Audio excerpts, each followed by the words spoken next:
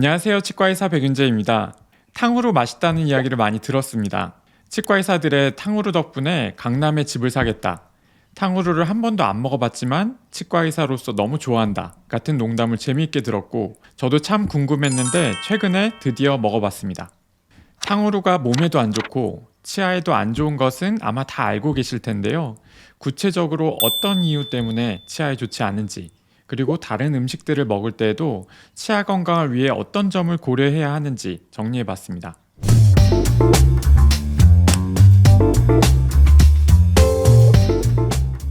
탕후루가 치아에 좋지 않은 이유를 설명하기 위해 굉장히 중요한 표를 하나 보여드리겠습니다. 치아, 세균, 당, 시간, 이 네 가지 요소가 모두 겹치는 가운데 부분에 충치가 표시되어 있는 표입니다. 이 네 가지 요소가 모두 충족할 때만 충치가 발생한다는 의미입니다. 예를 들어 보면 좀 극단적인 가정이긴 한데 치아에 초콜릿을 발라놓고 며칠 동안 이를 닦지 않아도 만약 무균실에서 세균이 하나도 없는 환경이라면 치아가 썩지 않는다는 거죠. 또 다른 가정을 해보면 아무리 세균이 많아도 아무것도 먹지 않는다면 치아가 썩지 않는다는 것입니다. 마찬가지 원리로 치아와 세균과 당이 만났지만 재빨리 이를 닦아서 깨끗하게 만들면 충치가 발생할 가능성이 적어지고, 반대로 치아와 세균과 당이 함께 있는 시간이 길어질수록 충치가 발생할 가능성은 높아집니다. 탕후루는 과일을 꼬치에 꽂고 설탕을 입혀 만든 디저트입니다. 저도 이번에 먹어봤는데 요즘 왜 이렇게 인기가 있는지 이해가 되었습니다. 일단 설탕 코팅이 씹을 때는 아삭하는 겉바의 매력이 있었고, 씹다 보면 과일의 과즙이 촉촉하게 배어나와 죄책감이 들 정도의 강한 단맛이 느껴졌습니다. 그리고 어금니 표면에 꾸덕하고 끈적하게 남아있는 설탕이 꽤 오랫동안 입안에 느껴졌습니다. 보통 충치를 유발하는 음식의 특징을 당도와 끈끈하게 달라붙는 점착도로 평가하는데요. 당도는 이해되시겠지만 끈끈한 정도가 안 좋은 이유는 치아 표면에 오랫동안 붙어 있어 치아를 썩게 하는 시간이 길어지기 때문입니다. 설탕의 당과 과일의 당 모두 세균들이 즐거이 대사할 수 있는 탄수화물에 해당되고, 게다가 설탕 코팅의 점착도가 굉장히 높은 편이라 탕후루는 충치가 발생하기에 정말 최적의 음식이라고 느껴졌습니다. 탕후루가 치아에 좋지 않은 조건을 두루 갖추고 있지만 절대로 먹으면 안 된다는 이야기를 하려는 것은 아닙니다. 어떤 음식이든 너무 자주 먹지 않고 식사 후 칫솔질을 잘 하신다면 치아를 건강하게 유지할 수 있습니다.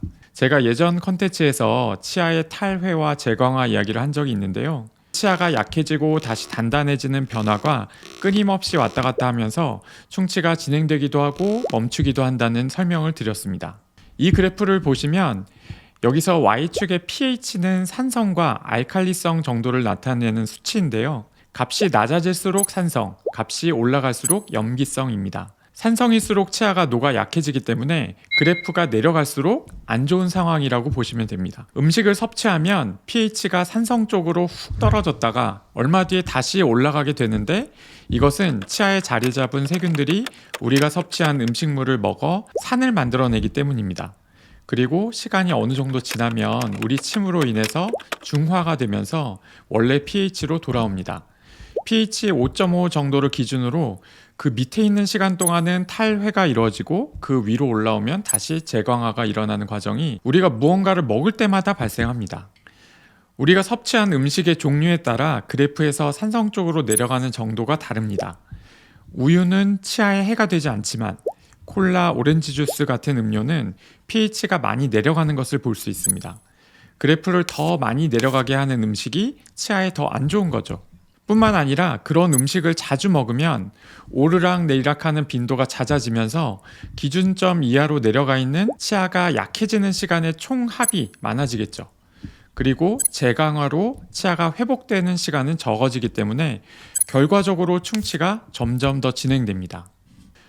그런 면에서 탕후루는 끈적끈적한 설탕 코팅 안에 pH가 낮은 과일까지 들어있잖아요. 그래서 탕후루를 먹고 나면 이 그래프가 더 급격하게 떨어지고 오랫동안 기준점 밑에 머물러 있으면서 다른 음식보다 탈회가 더 많이 진행될 수 있는 불리한 조건의 음식이라 할 수 있습니다. 정리해보면 충치는 치아, 세균, 당, 시간 이 네 가지 요소의 교집합일 때만 발생하는데, 세균을 제거하기 위해 칫솔질 치실로 치태 관리를 열심히 하셔야 하고, 끈적거려 치아에 오래 붙어있는 음식은 되도록이면 피하시는 것이 좋고, 식사 시간 외에 간식을 너무 자주 드시지 않는 것이 좋습니다. 그리고 또 하나 말씀드리면, 탕후루 드시다가 크라운 인레이 같은 보철물이 빠지거나 교정 중인 분들은 브라켓이 탈락하는 경우도 종종 있기 때문에 드실 때 조심하셔야 합니다. 오늘 내용은 여기까지입니다. 저는 치아를 신이 창조한 신비로운 작품이라고 생각하며 진료합니다. 다음에도 여러분의 작품 관리에 도움이 되는 의미 있는 내용으로 찾아오겠습니다. 감사합니다.